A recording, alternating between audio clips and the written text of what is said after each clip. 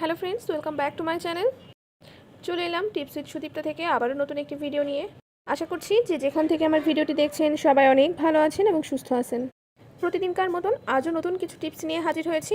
এরকম টিপস পেতে অবশ্যই চ্যানেলটি সাবস্ক্রাইব করে নিতে ভুলবেন না। আর যারা আমার ফেসবুক পেজ থেকে দেখছেন তারা প্লিজ পেজটি ফলো করে আমার সাথেই থাকবেন। তো চলুন কথা না বাড়িয়ে টিপসগুলি শুরু করা যাক। আর ভালো লাগলে অবশ্যই একটি লাইক দিতে ভুলবেন না। তো এখানে আমি নিয়েছি কতগুলা সাবান, যেগুলা টুকরা করা। তো আপনাদের টয়লেটে বা ওয়াশরুমে যদি এরকম টুকরা সাবান বেঁচে যেয়ে থাকে, তো এখন থেকে সেটা কিন্তু আর ফেলে দিবেন না। তো টিপস নাম্বার 1, দেখুন আমাদের বাসায় ওয়ার্ডরোব কিংবা বেড সেলফ অনেক রকমের ড্রয়ার কিন্তু থাকে। তো অনেক সময় দেখা যায় সামনে যেহেতু বর্ষাকাল, অনেক সময় এই ড্রয়ারগুলো কিন্তু খুলতে চায় না এবং কাঠের হওয়ার জন্য অনেক বেশি ভারী হয়ে থাকে, যার জন্য এটা অনেক বেশি টাইট হয়ে থাকে। তো এর একটা কারণও আছে, অনেক সময় কাঠ বাড়তি হয়ে থাকে কিংবা এই জায়গাটা অনেক সময় মসৃণ না হওয়ার কারণে এই প্রবলেমগুলো ফেস করতে হয়। তো আপনারা এরকম একটা টুকরা সাবান নিয়ে ড্রয়ারটা এভাবে খুলে নেবেন। সে যতই বড় ড্রয়ার হোক না কেন, ওয়ার্ডরোপের ড্রয়ার হোক কিংবা বেড সেলফের ড্রয়ার হোক না কেন, আপনারা নর্মালি ড্রয়ারটা এভাবে খুলে নিয়ে ঠিক এই অংশে এভাবে করে সাবান দিয়ে দেবেন। এই কাজটা কিন্তু আপনারা মোম দিয়েও করতে পারেন, তবে মোম হোক কিংবা সাবান, বেনিফিট কিন্তু একই। তো আপনারা এইভাবে ড্রয়ারটা খুলে আমি ঠিক যেভাবে করে এখানে সাবানটা ডলে নিচ্ছি, আপনারাও সেম প্রসেসে এখানে সাবানটা ডলে নেবেন। দেখবেন আপনারা কিন্তু একদম চমকে যাবেন এটার রেজাল্ট দেখে। আমি কিন্তু আপনাদের প্রথমে দেখিয়ে দিয়েছি যে আমার ড্রয়ারটা খুলতে কতটা পরিমাণে কষ্ট হচ্ছিল, এবং এটা লাগানোর পরবর্তী রেজাল্টও কিন্তু আমি আপনাদের সাথে অবশ্যই শেয়ার করব। তো দেখুন এটা কিন্তু আমার ড্রয়ারের চারিপাশে ভালোভাবে লাগানো কমপ্লিট। আর এখন আমি এখানে ড্রয়ারটি আবার ঢুকিয়ে দিব। দেখুন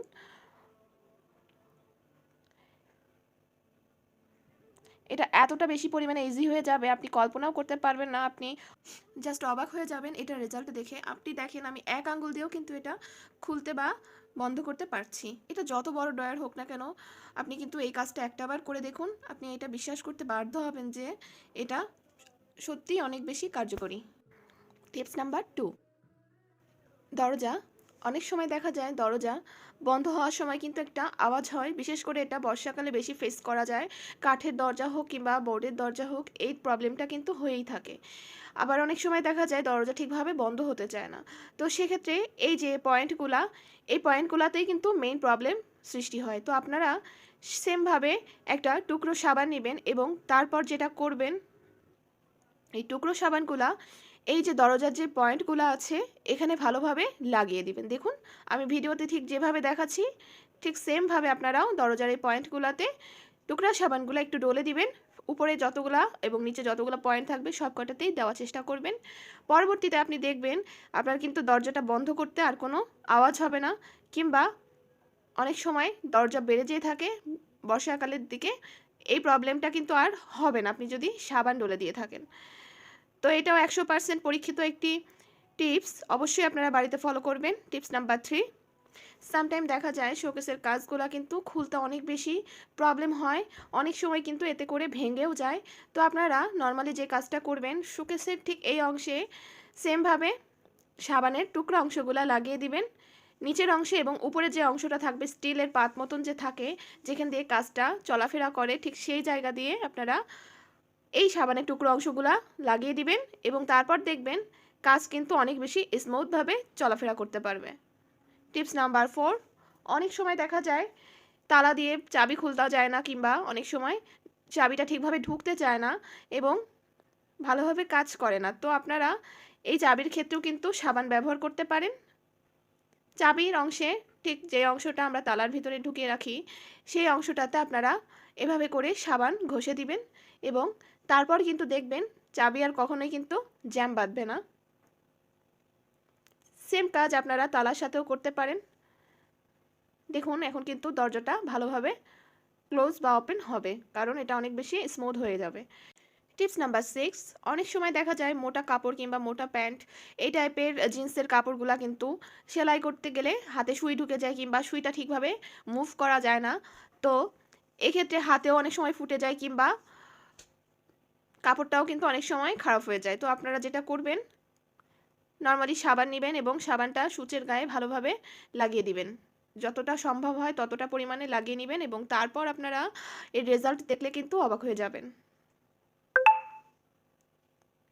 দেখুন এখন সুইটা কত সুন্দরভাবে এর মধ্যে মুভ করবে। আপনারা এভাবে কিন্তু যত মোটা কাপড়ই হোক না কেন অনেক সহজেই কিন্তু সেলাই করে নিতে পারবেন।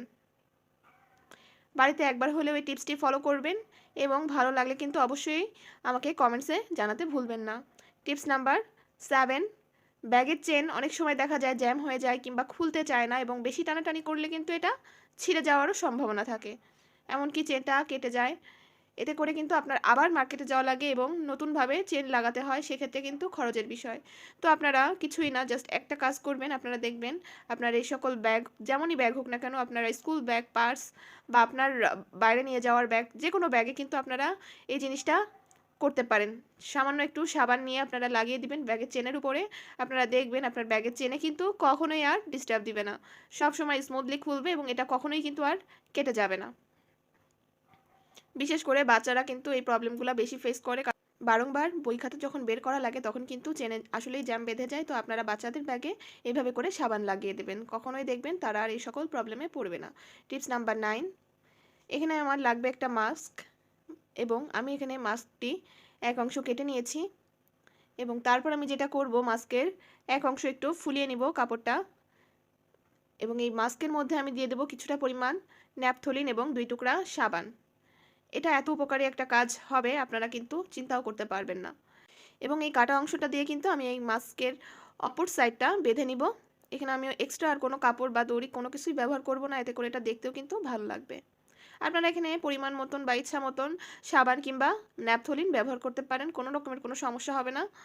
এবং তারপর যেটা করবেন, এটা ভালোভাবে একটা গিঁট দিয়ে নেবেন এবং তারপর এটা আমরা যেখানে ব্যবহার করব, অনেক সময় দেখা যায় যে আমাদের ওয়ার্ড্রোবের কাপড়ে কিন্তু কেমন একটা গন্ধ হয়ে যায় কিংবা পোকামাকড় লাগতে পারে কিংবা লাগার সম্ভাবনা থাকে। তো আপনারা কাপড়ের নিচে বা ভাঁজে ভাঁজে এভাবে করে যদি এই ব্যাগটা রেখে দিতে পারেন, মাস্কের এই পুটলিটা, তাহলে দেখবেন আপনার কাপড় চোপড় দিয়ে কিন্তু অনেক সুন্দর একটা স্মেল আসবে এবং এতে করে কিন্তু পোকামাকড় আক্রমণও হবে না। সাবান এবং ন্যাপথলিনের গন্ধে কিন্তু পোকামাকড় এবং পিঁপড়া এগুলা দূরে থাকবে এবং আপনার ড্রয়ারের কাপড় চোপড়গুলা বর্ষাকাল হোক কিংবা শীতকাল হোক কখনোই স্যাঁতসেঁতে হবে না। তো দেখতে দেখতে আমরা একদম ভিডিও শেষ পর্যায়ে চলে এসেছি। আশা করছি আপনাদের ভিডিওটি অনেক বেশি ভালো লাগবে এবং ভালো লাগলে অবশ্যই একটি লাইক দিতে ভুলবেন না। আজ এখানেই বিদায় নিচ্ছি, দেখা হবে নতুন কোনো ভিডিওর সাথে, নতুন কোনো টিপস নিয়ে। সে পর্যন্ত সবাই ভালো থাকবেন, সুস্থ থাকবেন। সবাইকে অসংখ্য ধন্যবাদ।